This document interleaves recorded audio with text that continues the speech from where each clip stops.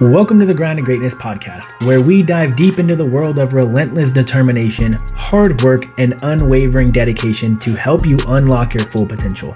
We're your hosts, Jonathan and Joseph, and your mentors along this journey to greatness. Each week, we'll bring you inspiring stories, expert insights, and practical tips where we've turned our dreams into reality through sheer grit and resilience. Whether you're looking to excel in your career, improve your health and well-being, or simply level up in life, this podcast is your go-to source for strategies, motivation, and the mindset needed to achieve personal excellence. What's up, everyone, and thank you for tuning into another episode of The Grind to Greatness. And today's podcast is sponsored by Elite Mind Athlete, the #1 online elite coaching program for high school and college athletes, helping them build the discipline required to perform at the highest level. We built a user-friendly app that tracks their productivity where it counts the most, and that's learning when to clock in when everyone else clocks out. We structured and organized their day to execute 10 high-performing habits that focus around mindset, discipline, nutrition, and performance, called the Elite Grind System. If you want to become a champion, then you have to be willing to do what champions do. We give each athlete the tools and resources to be successful, along with our elite coaching guidance to prep them to handle the extreme standards of what it takes to operate at the highest level. Visit EliteMindAthlete.com and learn how to chase greatness. Mr. Joseph. What's going on, man? I see you're wearing the same shirt as the last episode. Yeah, well, I was looking, my biceps look pretty good. Oh, man, I have a tank under this. I wanted to, at least show what's up. I know, but I it know got cold, so I was like, you know what? The pod can wait. Shivering. They'll see the muscles later. Yeah. What we got? Oh, I want to start it off with this quote. Yeah. And then we can get into our topic. This is going to be a topic. Yeah, this is from Joe Rogan. Rogan. He said, insanity and greatness are next door neighbors, and they share each other's sugar. And I followed it up with a David Goggins quote to kind of build off of it. And it says, if you want to be great, you are going to be misunderstood by a lot of people. Because we hear it all the time. Oh, you're so disciplined. You're so crazy. How do you do the same thing over and over and over again? And blah, blah, blah, blah. It sounds insane to a lot of people, but that's what it takes to become great. And not many people understand it. It's because great sounds positive, right? But the process is very dark and negative as hell. Yeah. Of going through failure after failure, going through all the self-doubt, going through every single emotion that you're going to be going through, all the dark feelings for a very long time with no light at the end of the tunnel. It's depressing. And it's going to suck. Yeah. But you have to be willing to do it every single day. You have to pay the price of winning. And you don't have to crave, you don't have to like what you're doing, but you have to crave the result enough to get you to the other side. Yeah. There's, the person who loves to walk will walk further than the person who loves the destination, So you have to be willing to deal with all the dark, the adversity, the opposition, but you have to trick your mind to love that. Yeah. You have to trick your mind, because if you just see the dark and you just see the obstacle and you can only just see this, you're screwed, right? And that's why most people tap out. Well, I think where most people, we focus too much on the goal, we focus too much on the destination and not enough on the journey. So this is where to-do lists, daily to-do lists are so powerful. You don't have your to-do list today isn't to lose 5 pounds. Your to-do list today is go to the gym, get your steps, drink your water, check off these boxes. Yeah. And what you'll learn is that you end up loving these boxes. Yeah. You end up loving this. Everyone loves a good to-do list. When you check shit off of your to-do, man, I had a badass day today. Yeah, absolutely. I did all this shit. Has nothing to do with the outcome. Yeah. Just that you got shit done. And that's where it's like, man, I got to wake up, I got to do this. And it's like, well, how do you stay so motivated? How do you stay so disciplined? I'm like, I just have a to-do list every day. Yeah. And being an entrepreneur is very tough because no one's telling you what to do. This is why people are, and it's going to go into your quote too, this is why people are so comfortable in corporate settings, because the corporation gives you a to-do list. And you know what you need to do every single day. Yeah. And the people who are like, well, I'm going to go be an entrepreneur. I'm like, good luck. Oh, man. Because you've never been your own boss. And you don't know how to create a good to-do list, even if you tried. And and you're going to go think that you're going to impact the world and make millions of dollars, and you have no idea what it takes to do every single day over and over and over again without looking for the reward. You know, a quick way to find out if you're going to be an entrepreneur or if entrepreneurship is for you is, can you work on the weekends? Oh, anybody can work when they have to. When the boss tells you to show up at 5 a.m., guess what? You're going to fucking wake up at 5 a.m. and go to work. Yeah. Can you tell yourself on the weekend when your boss is not telling you to wake up at 5 a.m.? Can you? It's a different ball game. 100%. That is the test. That's the indicator. It's a good test. And if you don't have what it takes, good. Go learn it. Go learn it. It's a learnable skill. And I know people's feedback will be like, well, I've worked weekends before. I'm like, yeah, but someone told you to. Someone told you to work the weekend. It's the number one conversation I have for my athletes. Yeah. I work hard. No, you don't. You do everything that you're supposed to do. That's not hard work. That's the standard. That is the average. That is the minimum. I don't, and that's your problem. If you keep that mindset, you might play college ball, but that's going to be the end of it. And then your life, what it's going to look like is you're going to end up getting a job, getting a belly, and not loving life anymore because you're not passionate. You don't know how to win because your entire life you've been programmed to do what's required. The real winning is what I'm teaching you.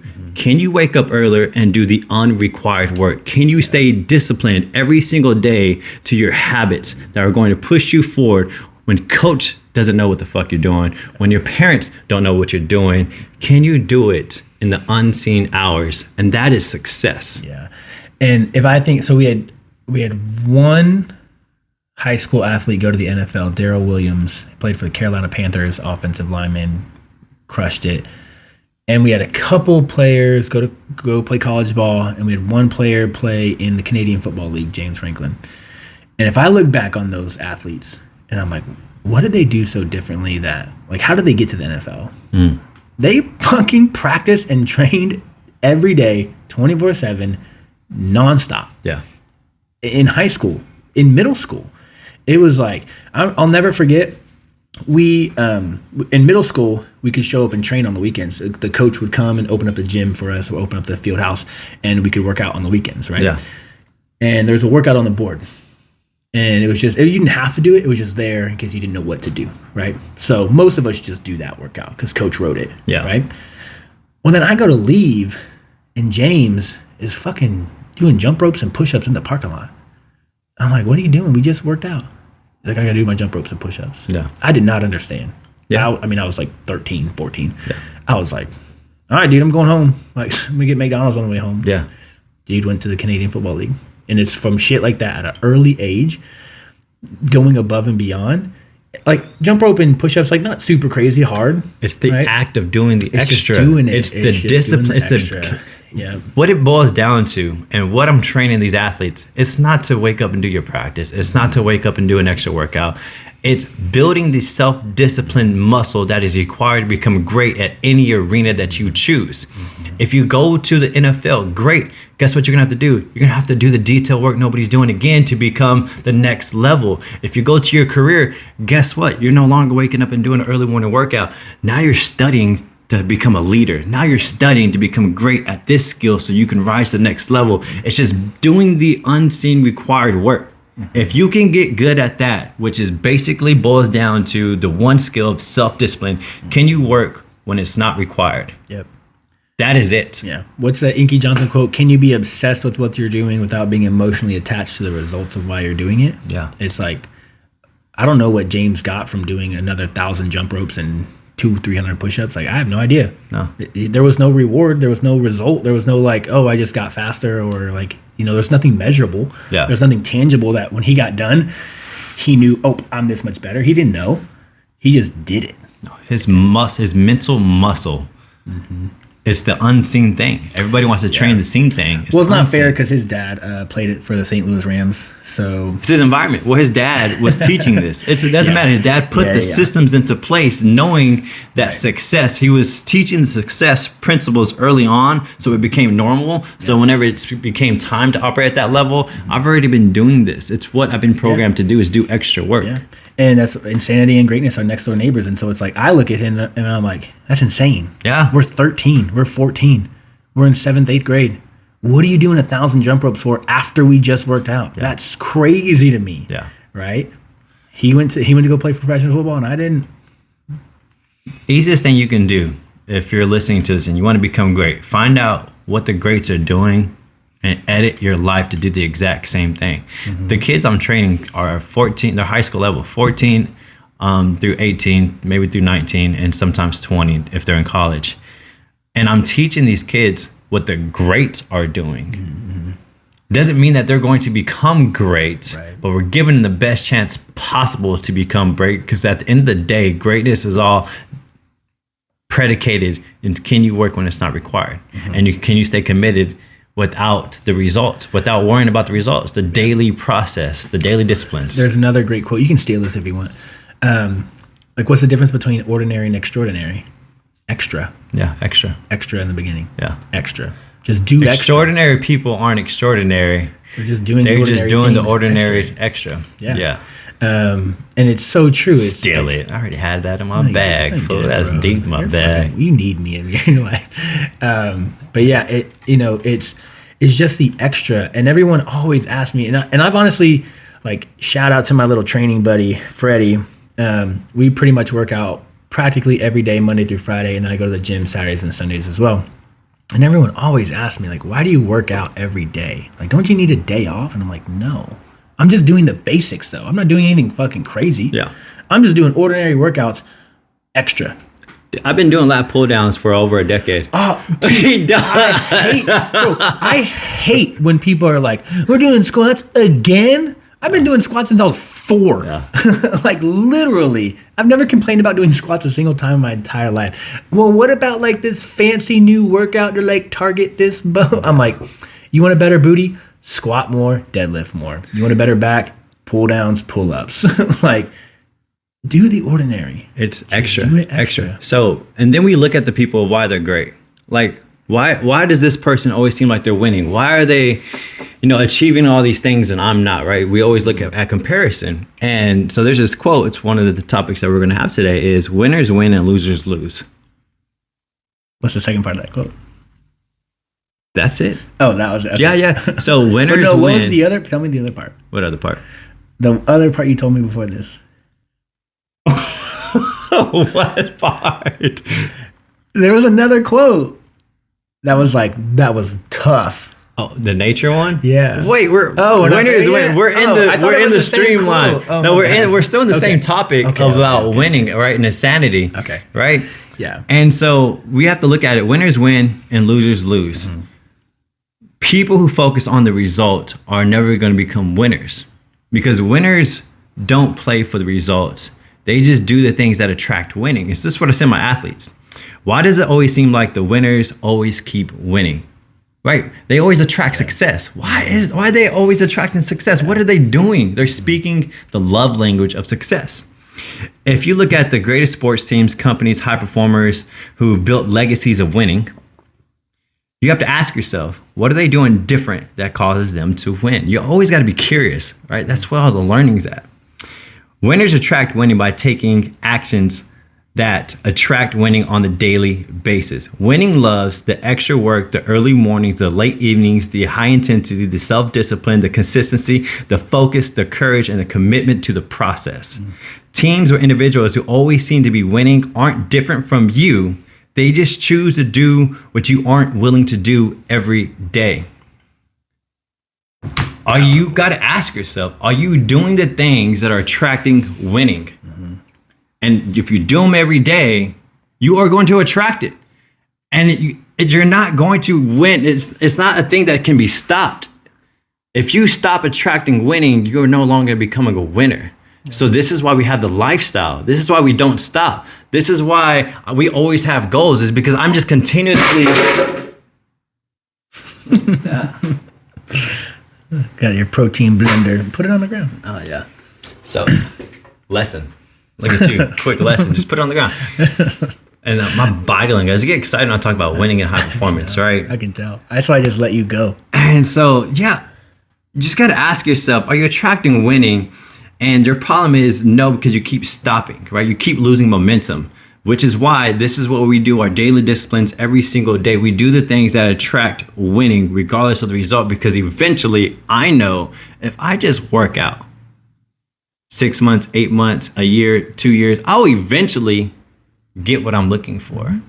Right? It may not be the timeline that I want, but if I just focus on what attracts winning, I will eventually increase my odds. But the intensity at which you do it at could control the timeline, right? And which is why I try to talk to people about like so many of our clients come in, they say, I got a wedding coming up in a month. How do I shed fucking 10, 20 pounds before the wedding? Yeah. And I'm like, follow your meal plan more intensely.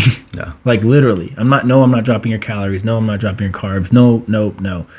All those little hiccups you have with your alcohol, with your weekends, those are gone. Take those away. Your increasing rises as you get better.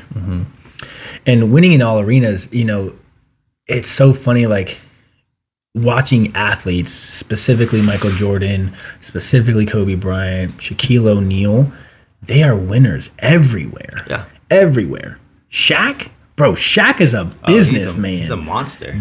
Dude, fucking owns how many Papa John's and how many like commercials, how many business deals that he's in that we don't even know. It's insane. And so if you, and it's all built off of, again, what you're saying is habits, behaviors, disciplines, doing the extra.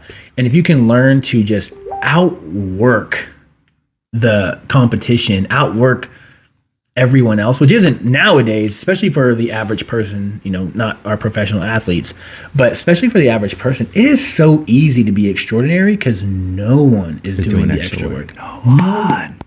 It's so crazy. We live in a lazy world. Leads me to the next quote. All right, this is right a good one. There. Right, it leads me right into that. We're talking about it's so easy to become above average because the bar for average is so low, right? Just doing the work that's required. Yeah. You fucking serious? I was talking to an executive the other day, one of my clients, and she's like, I can't even get my employees to show up to work. Dude, like fucking, I forget what she said, but essentially new employee hired, a couple weeks ago, where you think they would be above and beyond trying to make a good name for themselves, right? This dude was like, well, I worked out this morning, and then when I came home, I took a nap, and I was already kind of running late. So then I went to go get Starbucks. And then since I was already running late and I went to Starbucks, I just thought I'd work from home today. And she was like, you don't just get to choose when you work from home. Yeah. And you don't just get to choose not to tell anyone. Where are you? So exactly. It's fucking insane. It's a problem. I told you I was looking for a gap to find a job between the hours of 2 to 6, right? I needed, because Amazon was being a little shifty on consistency, and I need that consistency. I needed my morning to be Amazon, I needed the midday to work on business, and then I needed extra income to kind of keep things floating. And I was like, 2 to 6. So I started applying for these jobs, and I got accepted, and I go through the interview process, go through the hire process, now I'm onboarding. Well, I also applied to all these other things, right? And I got accepted for a better position, higher pay, whatever. And so I emailed them. I was like, hey, I want to be sure I let you guys know that I've actually chosen a different route, a better position, a better offer, and I won't be continuing with the onboarding process. I wanted to give them a heads up. They were so shocked that I emailed them back to let them know that they're like, oh my, I appreciate you so much for emailing me and letting us know that you found a better offer. Man, I hope the best for you. Thank you so much. And I was like, do y'all not get emailed back? They're like, no, they just leave. They just ghost and have us do all this like lingering and wondering and emailing and going back and forth. She's like, you saved me so much time. It's wild. And I was like, people suck. People fucking suck. I say it every day to myself. I say it every day to somebody. People fucking suck. It's terrible. And we're in this very selfish state of mind, this very YOLO state of mind, this very and I'm reading a book. I matter more than everyone else. My feelings matter more than everyone else. And what's funny is we have decades and centuries of history where we do better being a part of a community. Even if your community is not the top dog community, your tribe isn't the best tribe, you're still better off being a part of that tribe than doing it on your own. And this is why I don't understand why people are so selfish. I'm like, you can't do it on your own. Absolutely not. Not even parenting. No, you can't. We did it in tribes for a reason, right? So that's why it's not only for me to operate in personal excellence, but it's also important that I have people around me that operate in personal excellence, because they're the ones that are going to be communicating with my kids on a daily basis as well. Yeah. Right. So them to have that and see that, because I know if you would have talked to my son, even though my son knows me and I'm a fucking dog, right? I'm just a attacker. He'll probably won't listen to me. And that's just what the mind is, right? Because they want to start separating from dad when they get a little bit older. Yeah. And so he's going to have a better chance of saying listening to you. Even though there's probably the same feedback, my son's going to have a better chance of listening to you, which gives him better odds of actually doing better, because he wasn't going to listen to me. Yeah. And it goes right into relationships. So you gave the family perspective, I'll give the single perspective or the dating perspective. And I'm like, if I'm trying to achieve personal excellence, why would I want you going hanging out with people who are trying to party and get drunk and seek attention and stuff? When we're trying to date, we're trying to establish a relationship. Why would I want you in that environment that's going to pull you away from what we say matters, right? Yeah. And so, no, I'm not being controlling. You're just not on the same journey as me. We're not on the same page. We're on the same page. Doesn't make sense. And no, it does not make sense. Like, what if I was out drinking and partying and clubbing every single night while you're trying to have a relationship with me? It doesn't make any sense. Perfect example. My wife is a little worried, right? You're a single dude. You're the person I hang out with the most right now, right? And what if you started inviting me to go out with you? Well, I don't go. Well, I'm just saying, right? Because you're single, right? Yeah. What if you started inviting me to go out with you? Yeah. I would have to tell you no, Joseph, because I'm putting myself in a situation that doesn't support my family, my goals, our mission, right? Because now I'm put in an environment where a man might make some mistakes under testosterone, right? We find people attractive. Why would I put myself around half naked women? Yeah. Right? It's just not dumb. The best. It's dumb. It's not smart. Oh, you don't trust yourself, John? No, I trust myself, but I may snap, I may break. I'm human. Yeah. I'm capable of highly making some stupid decisions, and I have done in the past. I fucked up a lot of shit. Yeah. Right. I'm very respectful of like my guy friends' relationships. So last episode, right, I told you like I'm bringing my buddy down. We're gonna go to a comedy show, right? And his wife was just like, "What are y'all doing?" Like she knows I'm not a clubber. I'm not a bar guy. Yeah. I'm not going to get wasted drunk. But I did have a buddy who was like, "Man, we need to go like on a bro vacation. Like let's go on a cruise." Yeah. And I was like, "Nope, I would not." You're married. You have kids. Nope. The rebuttal is you don't trust them? Nope. Right, that's the rebuttal. Yeah. That's what people on the outside who don't understand. I'm single. Yeah. We go on a cruise. I'm talking to everybody. Yeah. And you have to be my wingman. Yeah. But you're married. Yeah. So no. That wouldn't work out. No. I'm not putting you in that situation. Yeah. And I'm not going to go on a cruise, go try to talk to people, and then leave you behind because we came together. Like now we're not even hanging out. Now it's not fun. Now it's not fun. We're not double dating. We're not doing anything. Yeah. So no, you're not like I'm not booking a cruise with you. You're not booking a cruise with you. You want to bring the family? Yeah. Absolutely. Let's go. And and I hate to say low level or just low quality thinking. Mm-hmm. It's just not understanding the importance of being in a relationship and being on the same page. You got to be on the same page. Well, then then you get the rebuttal of, well, it's your spouse should trust you. Yeah. Well, they should just trust you. No. It's not about trust. No. It's just about why would you want to put yourself in that situation? That's what it's about. And that right there is the biggest difference and the biggest argument that you'll never be able to, anybody who says that rebuttal, you'll never be able to resolve that whatsoever because they view the world way differently. Yeah. Well, you should just trust me to go out and fucking get all dolled up, tits out, short skirt or shorts, and makeup all done. You should just trust me. That's tough. Like, what? I love you, but you're putting yourself in a situation. What are you trying to accomplish? Yeah. What are you trying to accomplish? What excitement are you seeking? Yeah. Right. And that's just where people are just very different. Yeah. And it's the same stuff. Man, I've talked to so many people. This is gonna sound bad, but I had a girl who was like, "Oh, I'm in an open relationship, and we love each other, and it's fine. Like, I'm allowed to like go sleep around with other people." 6 months later, they were divorced. Yeah. And I was like, "Why are you divorced?" Feelings. We weren't on the same page, and he wasn't giving me what I needed. Go figure. Yeah. Like this whole culture doesn't work. It doesn't work. That self-centered culture of feelings matter more than anything.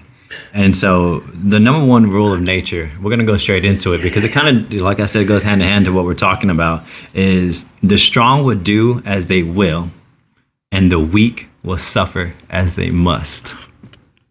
So powerful.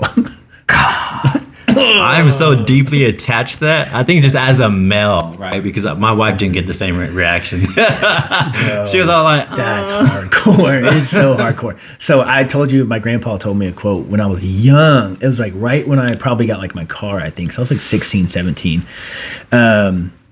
And he said, Joe, he goes, there's an idiot born every day, and it's your job to take advantage of them. Yeah. I was like, Shit. Wow. I was like, literally, my grandpa's an alpha, like very successful man, military, just a good dude. And I was like, oh, it's the same thing. Yeah. The weak will suffer as they must. It's a must. Everyone can't be a winner. Nature. Everyone can't be a winner. Yeah. And the more we try to give everyone a participation trophy, the more we are doing ourselves a disservice. Yeah. And it's like, well, everyone is a winner. And the more you hurt them. Yeah. The more you hurt them. Yeah. And we've talked about it before, but it's like the more you try to soften society because you think that's what's benefiting your kid or your spouse or whoever, in 5 or 10 years, like they're gonna be hurting. The world doesn't work that way. It is nasty. And it's also can be very beautiful. But I think that's where you're too optimistic, right? Because you can always be too much of anything, right? And being too optimistic is going to ensure that this quote happens to you. Well, I made a Facebook post about then versus now, right? And this is just my childhood versus what I hear from clients and parents right now, right? Yeah. My childhood. Dad, I don't want to eat that for dinner. We had that last week. Mm-hmm. Good, fucking starve. Go to bed.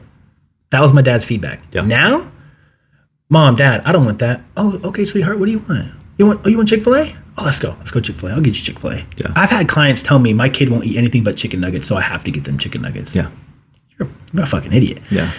Dad, I don't want to eat that. We ate that last week. Shut up and eat it before I fucking shove it down your throat. Yeah. Like that was my dad's feedback, right? Like not like would he literally shove it down my throat? Was he an abusive dad? No, but it's just like get over it, shut up, or go to bed hungry. Those are your two options. Yeah. Right? Like no, I'm not catering to you. You're the kid. I'm the parent. That's the problem. Is we are over parenting because at the end of the day. When we grew up, I grew up like that. I think most millennials or late millennials, they grew up like that. And everybody kind of before and after that. Mm-hmm. They grew up where parents weren't really parents. You had to evolve and become your own little individual. Yeah. Right? Yeah. You either ate or you didn't eat. The door either locked or you're like screwed. Yeah. Or like nobody texted you to tell you to come home. It's kind of like that when the lights or I hear my dad yelling. Yeah. Right? Yep. So like we had to become very independent early on. Right. And so now we're just you overcorrected it with I want my child to love me. Right. Because they felt like I didn't get love. Mm-hmm. But you aren't supposed. I told my kids before, you're going to go through phase where I'm going to be your best friend. Mm-hmm. Right. In the toddler stages, I'm going to be your fucking guy, man. Mm-hmm. Right. And then I'm going to be almost your worst enemy because I have to be sure you understand the order that great leaders. I have to play that line as leader, coach, father. These are fine lines, that dichotomy. I can't be too much of I can't be your friend right here, son. Right. Now I must make sure I have order because in the real world, there's order. You break a law, you go to jail. It doesn't, because of this or that or whatever your feelings feel like, whatever. Yeah. No, there is order. And I'm going to let you know if you break this law, I must follow through on my word, regardless of how I feel. I love you to death. I don't want to do this to you. But we said we all eat dinner. And my dad used to say, this is going to hurt me more than it hurts you. Absolutely. I tell my kids all the time in the arguments, I don't want to be here. Yeah. But the rules are the rules. Right. And there's consequences to those rules. And there's no exception, including myself. You have to understand this. Yeah. I hold myself to the same standard as you. All right. And I expect other people to put that same standard on me. Your mom, and I let them know, your mom's the only one that gets room and board around here. That is my princess. I ain't going to take care of her. Don't worry about mom. Don't do that. I'll put it on my back. All right. But for y'all. Yeah. But that's also great parenting, especially for the boys, right? Because it's like, oh, that's how you should treat a woman. I want my boys to take care of the woman. Yeah. I want them to put all the problems on their back. And I want them to be fucking strong enough to take care of it all and be that protector, that provider, and that role model that's going to make an impact in this world and contribute, not be weak. Yeah. It's just crazy. And again, like the weak What's how the quote? Man, I'm gonna say it again. Get excited. Say the whole thing. The only rule of nature: the strong will do as they will, and the weak will suffer as they must. The weak will suffer as they must. Somebody got to win it.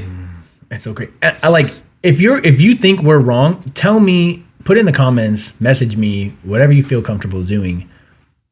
Show me weakness that actually won. Show me weakness that is winning. Show me something weak that is winning. Nothing. There has to be a winner and there has to be a loser. Has to be. Somebody's going to get that scholarship. Yep. Somebody's going to land that job interview. Somebody's going to land that job. Somebody's going to land that raise. Somebody's going to land that promotion. Somebody's going to start that business that you wanted to start but didn't start. Somebody has to win. And the winners will do as they will, right? Yes. The winners will do as they will. And it's just because winners are doers. All we do is do. All we do is execute. Yeah. And, we talk about this a lot with, you can get massive amounts of education and massive amounts of inspiration and massive amounts of motivation. But if you don't act on it, if you don't do it, you're a loser. You're weak. You're going to, we all catch ourselves in that rut. I've been in there where I'm like, listen to all this motivation. It's like, go do. But then I go home, I take a nap. Yeah. I'm like, wait a second. And I got to check myself. And I'm like, fuck that. Like, I got shit to do, so I got to go do it. But and going back, was that this podcast? We talking. It's so easy to be extraordinary. Extraordinary. If you just do one extra thing. It's so easy. Ed Milet, just do one more. It doesn't have to be it does not need to be crazy. One more. Just do one more thing that you normally don't do. And this is why I love the gym. And you've got to experience it some with like drop sets and like pyramid sets and all this stuff. Making shit hard in the gym makes life so easy. Be like, oh, that seems like, whatever you're doing for your business, that seems so hard. I'm like, you know what was hard? Yeah. Doing a fucking drop set of squats today. Yeah. That shit was hard. My legs were on fire. They were quivering. I thought I like tore my underwear. Like, that shit's hard. Dealing with a crying client, that shit's not hard. I want to relate to majority of the people, average. I hate using that word. I need to see just hyper awareness of me knowing that I can do better instantly. That's a skill. Like, instantly get that as soon as feedback. It comes out, you're just like, wait a second. Check. Yeah, I don't like the way that sounds. But most people, that rather than average people, because it sounds a little bit too hyper masculine. Normal people. Most people have the same struggle that you just had, but don't know how to get out of it. They'll listen to 1,000 different clips of motivation and then they do nothing, right? And the strategy to actually, something that I use, like people use different strategies to overcome procrastination, right? Mine is to become competent at what I'm doing before I take the action. It might be a delay, like that it might delay me, right? Because I'm here, I'll go study it, I'll go learn about it, but that gives me confidence.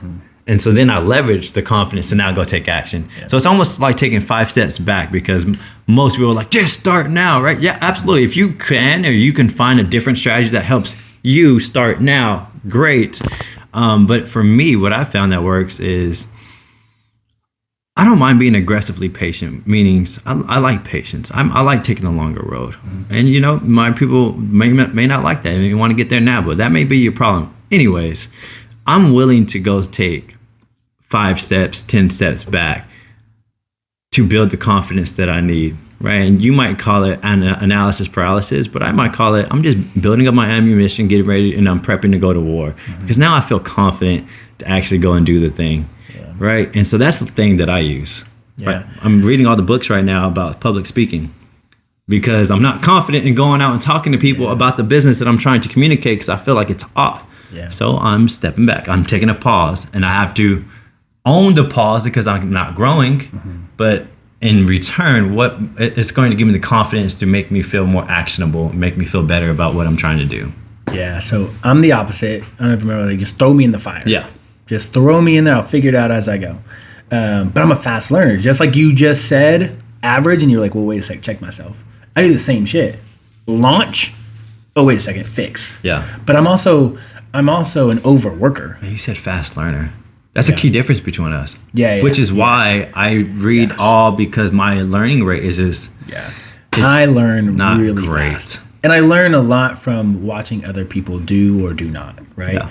And so that's number one, is like, I'm a super fast learner. Throw me into the fire. I will correct or overcorrect if I need to as it goes, and I will continuously perfect as we go. Yeah. So that's number one. Now, number two, paralysis by analysis is a little bit of what we talked about, 2 episodes ago, of like imposter syndrome. Mm-hmm. I don't think you'll never feel ready. No. You'll never feel ready. So at some point in time, even if you're like, well, I'm building my confidence, I'm building my competence, I'm building, I'm learning, I'm building, I'm learning. Even if that takes you 6 months, you're still not going to be fully ready to go public speak. So that's where my experience comes in, because I've done this before multiple times, where there's a tool, there's a leverage system, where I get a foundation. There's 2 to 3 books for the foundation before I make the plan, then take the actionable detail stuff, because I've been in the role where analysis paralysis has held me back for a year, where I didn't take any action for a whole long year. So that's when it becomes negative for me. But in this instance, I've weaponized it. Well, now there's a little timeline for me to put some reps in, make a plan, take action. I weaponized it. I always love leveraging everything to my advantage. You may see it as a bad thing, but if I can leverage it in a way that I can use it as an advantage, now I can weaponize. It's no longer analysis paralysis. Now it's a strategy to weapon, to become content, to get ready, to launch. Right? It's almost like going to war. Like, you have to literally have the best detailed plan. Right. But in the middle of it, when you're in action, you can rely on your, what is it? You rely on your instincts, your practice. Your practice. Oh, yes. Yeah. So that's where, like, it's so funny. Today I told this story to the Unconquerable group. Today was the day that we were supposed to... Today was the day we were supposed to run a half mile. I was like, my day's mixed up. What day is it today? Was that this morning? Should have fucking 6, 7, 8 hours ago. So we were supposed to run half a mile. Supposed to sprint half mile, get your heart rate up as high as possible. I knew, like, we were going to do this, and so I didn't have time to do it when I got home, and I knew I wasn't going to do it later. So I was like, I'm going to sprint this half mile on the treadmill. So I get on treadmill, and this is going back to, like, relying on, like, your training and, like, your instincts and stuff like that. Like, you practice so much that shit just becomes second nature. Yeah. Sprinting on the treadmill. I'm fucking a quarter of the mile in, right? It's like maybe a minute. I got a level 12 on the treadmill. The dude in front of me collapses on the ground. This morning. Fucking jump off the treadmill. I didn't even fucking stop the treadmill. I just jumped off. Yeah. Ran over. Hey, bro, you good? And he's like, yeah, I just got lightheaded. My legs give out. Okay. Like, do you know your name? Do you know where you're at? Yeah. I'm so-and-so. I'm at, Cowboy Fam is working. He's like, yeah, man, my legs just gave out. I'm just a little lightheaded. Like, I'll be good. Okay, cool. And I went and I got right back on the treadmill. Yeah. Right. Everyone that goes over and, like, rushes to him, and, like, they bring him a chair and they make sure he's okay. And I hear them talking like, do you need us to call an ambulance? And so I just go. And so I'm telling that story. And then one of the clients was like, oh, I bet that situation got your heart rate up. And I was like, you forget I was a combat medic. Yeah. Watching someone collapse in front of me does not get my heart rate up. Everything's about perspective. And I'm sprinting on a treadmill. Yeah. Like, my heart rate was already up. When you're telling me that story, my perspective is you use it as an excuse to stop sprinting. Yeah. I thought you were being I thought you were talking about the average person. My mind went there just to be funny. So I jumped off. I made sure he was okay. I asked, like, 3 questions. I was, like, the first one on the scene. Who's the 5th president? Something's fucking wrong. Say your ABCs backwards. No. So I asked him, like, 3 questions. He looked at me in the eyes. He was good. I got right back on the treadmill and finished it off. Yeah. So it was so funny because one of my unconquerable clients, which is the whole mindset, right? It's like mental toughness, right? Yeah. One of my clients was like, well, did you start over? Because you took a break. Oh, yeah. And I was fuck. I was like, no, I didn't. I just fucking I just finished the half mile that I had left, or the quarter mile that I had left. Yeah. And so they're like, oh, Weak. Yeah, I was like, weak. you got me. That's the group that you got need. me. That's yeah, the group. You for sure got me there. That's where my mind went. Yeah, I know. Oh, you need an excuse to stop running. Let's finish with this one because it ties into just survival, Yeah, right? a lot of quotes over Survival. Let's see where it's at. Good. Okay. It is not here. He's uncomfortable. The strong do as a will. Not some more. Okay.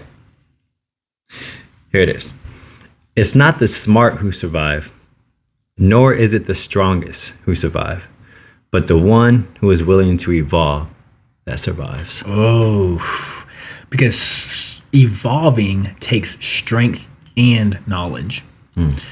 Evolving takes you being able to humble yourself down, saying, I have to change this, and you have to have the strength to actually do that. That is very true, which is the same, like, people say, like, oh, only the strong will survive, right? Like, that's a quote. Yeah.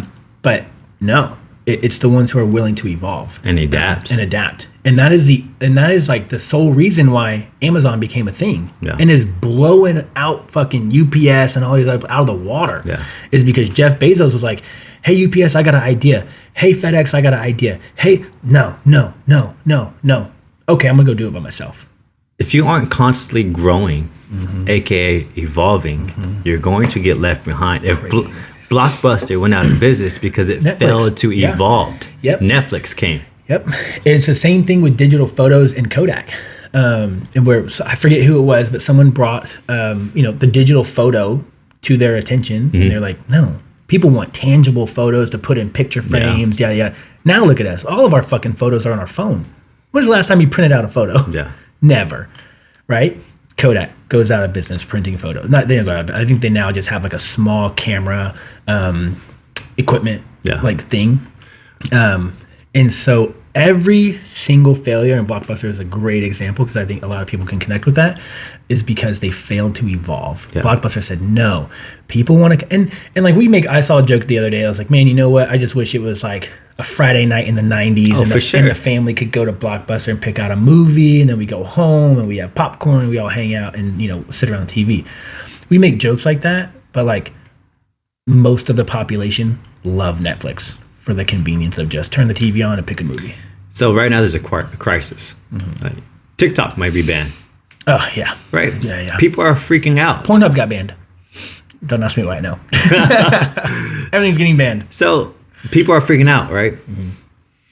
And where my mindset goes is, so what? Yeah. We're going to figure something else out. Yeah. Somebody is going to build something else. We're humans. We are going to evolve. Something is going to grab our attention over here. We're going to evolve. Yeah. So if you want to be an entrepreneur, you have to be willing to let things go and understand to bring new things in, right? 90% of new businesses fail. The second business, 90% succeed. Because you learned, you evolved. You evolved. It's the same. There's so many. I don't know if you've read. I think I told you to read it, but Business Brilliance. Yeah, Business Brilliance is a great book to talk about evolution of businesses and companies. Where, like, I forget who the owner of Southwest Airlines is, but their first airline company went bankrupt and failed. Now they have Southwest Airlines, which isn't going anywhere anytime soon. Yeah. And it was like, well, what was the difference between the first company and the second company? Well, we learned. We filed bankruptcy and we went under. But why did we go under? Okay, well, how do we have more affordable prices, more convenience? Southwest's whole idea is like everyone's equal, right? And people love that. We're in a fucking soft ass culture. First class is offensive, like whatever goes on, right? You can't find that on Southwest. So it's like, okay, well, if you don't learn from your failures, and if you don't learn or pay attention to where people and culture is going, you will be left behind, which is what we talked about. Failure to self-assess, right, and take ownership for something that the problem is your ego is not willing to let you shed and evolve, is because you want to feel right. Being right is more of a lever for you than being wrong. And actually being wrong is probably the most successful traits high performers have. Is What's wrong so I can fix it? What's wrong so I can fix it? Yeah.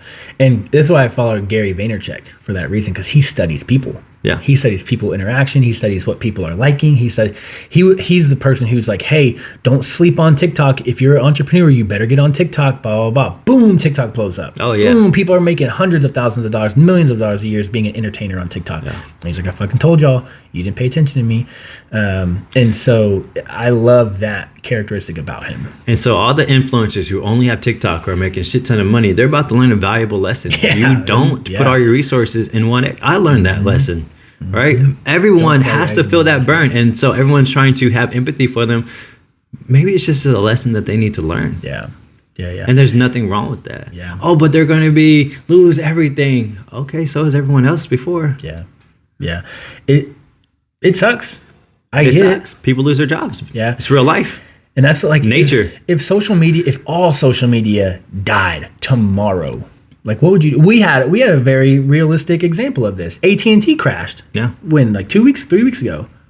No one at AT&T and like some other selective things had service for hours. Yeah. Right? Like everyone was scrounging around. How do I get Wi-Fi? Panic. Can't call anyone. It took them like 3 to 4 hours to get you to be able to call 911. Yeah. Right? But even like when it first happened, couldn't even call 911. Man, what are you gonna do? I was chilling. I go back to my we daily. met that day. I go back to our daily disciplines, bro. I picked you up that day from the dealership. Yeah. We go, but we still do work. Yeah. It may not be the work that we can do right now, but we still we adapt and we move, and it didn't even bother us, and we just keep going. Man, it was so crazy. I talked to so many people that was just like their whole world was flipped upside down. Yeah. And I was like, for what? What? I'm so confused. I woke up. I mean, luckily I They don't even do business on there. Yeah. Like that. Luckily I still had Wi-Fi and like I still had internet at home. Yeah. But I couldn't use my phone, right? But so I went upstairs, started jumping on calls. The funny part is the people who are freaking out the most doesn't even affect their income. No.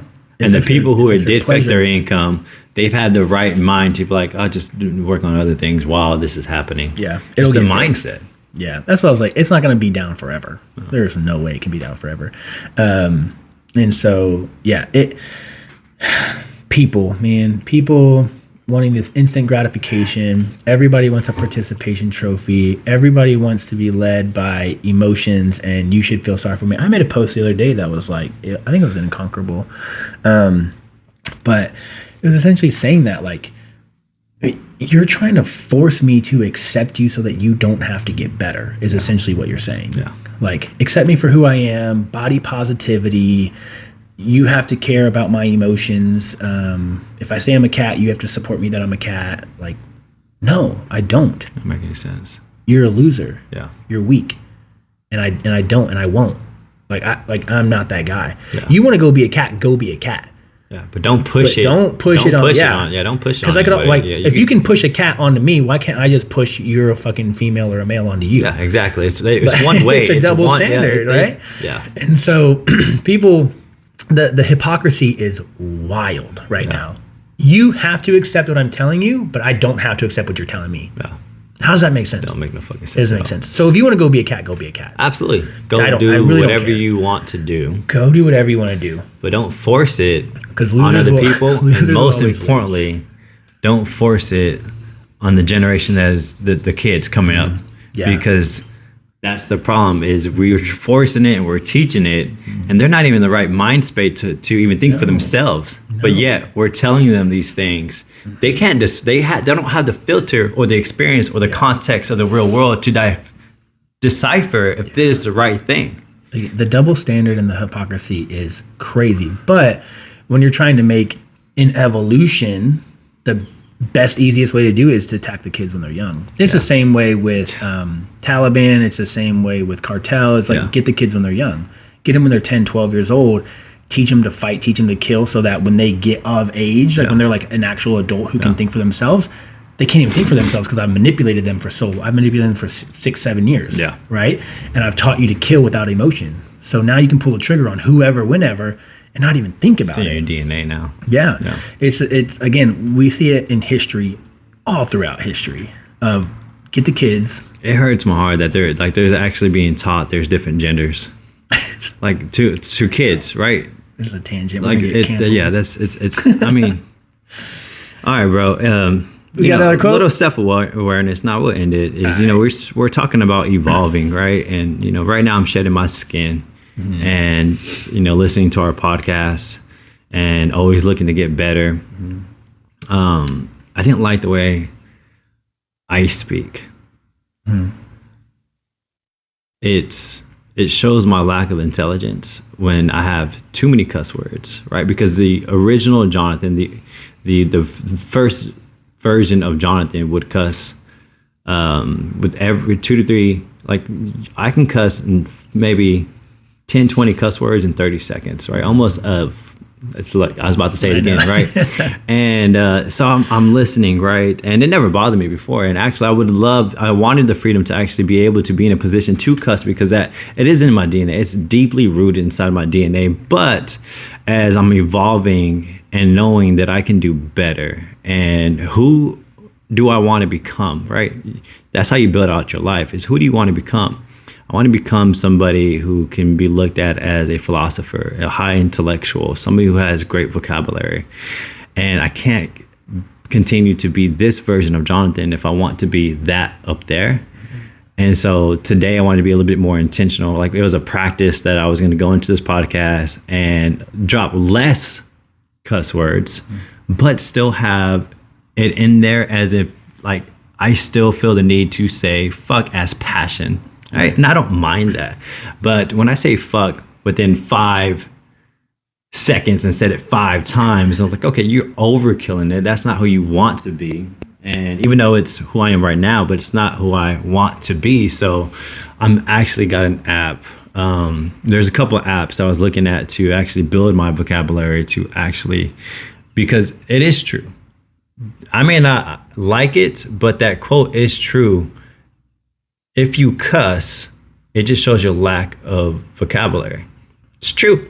I say fuck because there's not another word in there. Or I might say a cuss word is because I have very basic vocabulary. It's being super hyper aware. And to be the person that I want to become, that needs to change. Right. So that's why I'm going real deep into the speaking, maybe more pausing. Right. And so just evolving, right? So just being able to evolve and be aware. It's funny that you you caught that, because from listening to our podcast, right, and like how we speak, because I'm working on something as well. By listening to our podcast, I'm like, man, why do I do that? I always make noises to, like, when you're talking, like, yeah. And it's fucking annoying. I was listening to the podcast. I was like, dude, shut up. Why are you making so many random ass Like, yeah, I'm like, it's kind of like an active listening like theme. Yeah. I want this person to know that I'm listening, so I'm going to say. When you're recording a podcast and I'm like listening to it in the truck. There's a guy moaning. And then in the background you see this because people aren't watching it, they're just listening. Yeah. Right?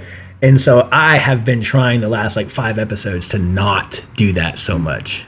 And have you researched better ways to let the other person know that you're actively listening? So I don't know if you've noticed, but I try to like stare at you.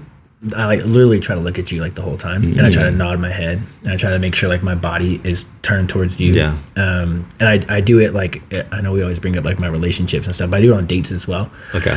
I always want to like look you in the eyes, and girls get uncomfortable. Yeah. And they're like you're staring into my soul. I want all of you. Yeah, and I tell them that. Soul. I'm like, I want your, like, because I want you to know that like I'm here, I'm present. Yeah. And also same thing, like I don't have my phone, but I'm very cautious of like where I put my phone, because if you have your phone on the table while you're on a date, it means like, hey, if this thing rings, it's going to immediately distract me. So like, you're not important, and my phone is the buffer between us. I learned that from Simon Sinek. He was like, take your phone off the table. Be fully present.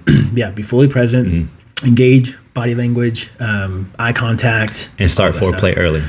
Foreplay early. Yeah, we talked about that. We've done that on the podcast. Oh, we did it? Oh, sorry. It starts early. It starts super early. But Tip. But it helps, it helps people feel important, I think. Yeah. And it's funny. So if just pay attention to my body language. Well, now I'm going to be looking for that in me, because I'm looking for cuss words. I'm looking, you could have used a better word, Jay. I'm breaking down my film.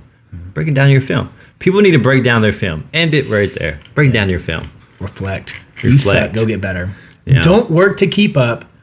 Work to separate. Like, share, comment, subscribe, all of the things. Complacency kills. Complacency kills.